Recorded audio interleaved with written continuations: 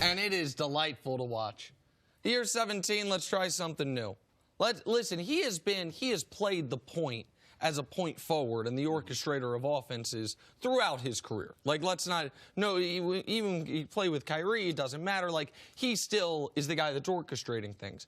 But this year, if you've been watching the games, and I know, Vinny, you've watched all of them, I've watched all of them, I know you've watched most of them,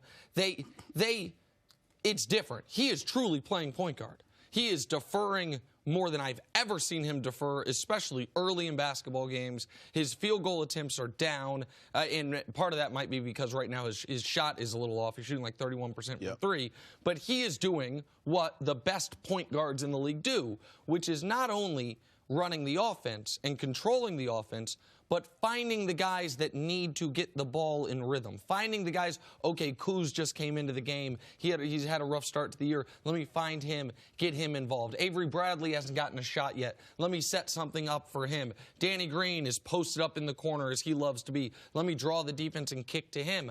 I don't know the argument to be made right now through 10 games that he hasn't been the best point guard in the league. Now, I don't consider, just so we're on the same page here, I don't consider Harden the point guard. Okay. Agreed? Like, I mean, I understand he has been but they got Chris Paul to play point. Russ plays point. So let's remove Harden from the discussion. LeBron's clearly been the best point guard. He's leading the league in assists, and his team's got the best record. And it's been very fun to watch because I actually think when LeBron's in year 20, that's going to be his full-time position. I don't think it's all of a sudden he's going to go down on the post. I think he's going to go more further away from the basket because that court vision and the passing is never going to go away even as the athleticism wanes. So, yes, of course, clearly he's been the best point guard in basketball. I think he's like a reverse Magic, basically, where Magic started off being more point guard and his career went down. And basically when he came back in 96, he was a point forward. And when he took the Lakers to the finals in 91, that slow-down team, that's what I compare this version of LeBron to, is the master orchestrator, basically playing the game at his own pace because he can't play that fast pace anymore. So the best way to control the pace is to be the guy bringing the ball off the court and to make sure that we're getting into our sets early as opposed to initiating it from that position. But, Nick, no. I'm not going to say he's the best point guard in basketball right now. Look. So who is? Look, and I won't even say that you're wrong, but I will enter two names into the discussion. Luka Doncic is playing excellent basketball right now. I love him so much. He's nearly averaging a triple-double, 28, 10, and 9. Yep. Okay? For a Dallas Mavericks team that does not have Anthony Davis, that has Kristaps Porzingis playing poorly, very poorly, and that team is nowhere near what we thought they were going to be from a talent standpoint. He's carrying them. Now, I don't know exactly how much greater he can be than what he is right now. I think he's pretty much the closest thing to a finished product. Yeah, to you a don't have to product. be that much better to be an MVP candidate. Exactly. Look, 30, 10, and 10 is pretty damn impressive in itself.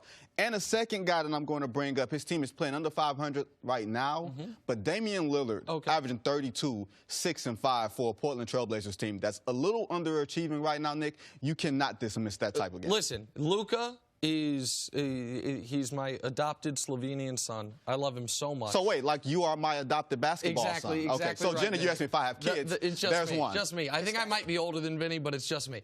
I love Luka.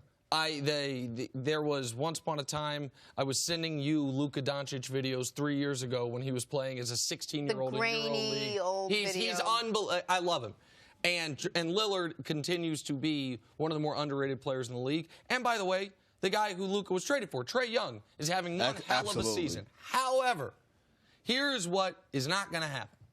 What's not going to happen is, for the better part of 5 years, LeBron's whole time in Cleveland and his first year with the Lakers, no matter how overwhelming his offensive numbers were, if people wanted to discredit him, what did they say?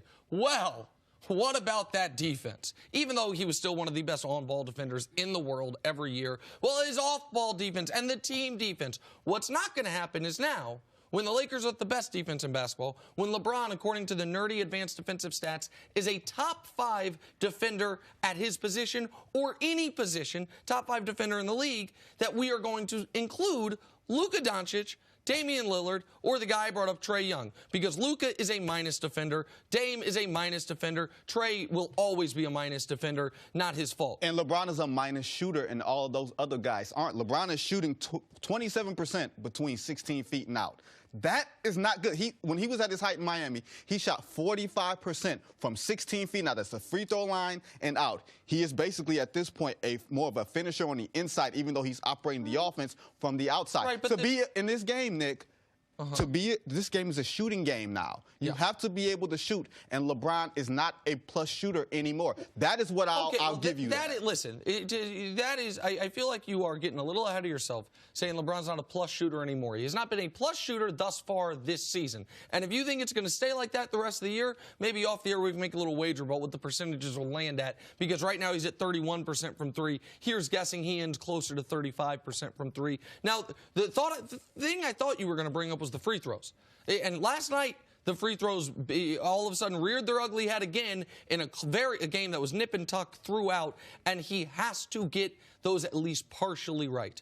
But there is not, if we are being honest, the Mavericks or the Blazers, if they had the opportunity for this season to flip out at point guard LeBron James for Luka or LeBron James for Dame, they would do that in a heartbeat. Year 17, 56,000 minutes or not. It's a lot of work, though, for LeBron James. Is that sustainable? Do you think he can do that? Are the Lakers asking him to do too much every night? I think bringing the ball up the floor, Nick, is going to be something that wears on him throughout the rest of the season. And I know you think it's probably something really simple and really easy, but when you stick those point guards on him, those defensive guys, and say, hey, we're going to turn you around 94 feet from the rim, and you have to initiate offense late, I think that's something that's going to wear on him. Year 17, you're absolutely right. You're going to have to find ways to spell him during the games, spell him during the season, so that he's at his best later in the season and later in games. Nick, you cannot discount that. The numbers look good, but you have to look big. You have to look big picture, I think, as far as LeBron and as far as this Lakers team, not just Anthony Davis. Listen, the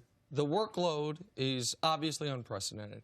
He's at 46,000 regular season minutes, 10,000 playoff minutes. Only Duncan, Dirk, Kobe, Kareem, and Karl Malone ever played more combined minutes in their careers. Luckily, we have the greatest athletic specimen in the history of the world on our hands here, so none of the old standards matter.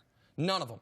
Like, we saw a Warriors team go to 5 straight finals, unprecedented aside from LeBron, in the modern basketball era. And now all of them are broken. They're all broken. LeBron went to 8 straight finals, and then that finally wore on him to where his groin pops. And you know what that groin pop did? It allowed him to recuperate and rest and prepare for the next handful of consecutive finals he's about to go to. So when you say they need to rest him, he did. That's what last season ended up being. That's what the extended offseason that he hasn't had since he was 24 years old was allowed him to do. So, of course, he can keep this up all year because he's LeBron James. No one else in the history of the sport could, but he can. That's what makes him different. Last point, Nick. You said that he's a top 5 defensive player in basketball. Right now. Well, okay. Yeah. Does that keep up for the rest of the year? Because you said the shooting will improve, and that's a 10-game sample size. No, I think he'll probably slip to like top 12. Okay. So I just want to make sure that you're not using arguments and being completely inconsistent with your standards. I don't think you would never do that. No, I don't think it'll stay top 5. I think it'll slip to around top 12. Thanks for watching. Subscribe here to get the latest from the show. Also, be sure to check out more of the best clips from First Things First, or go watch a few segments from our other shows on FS1.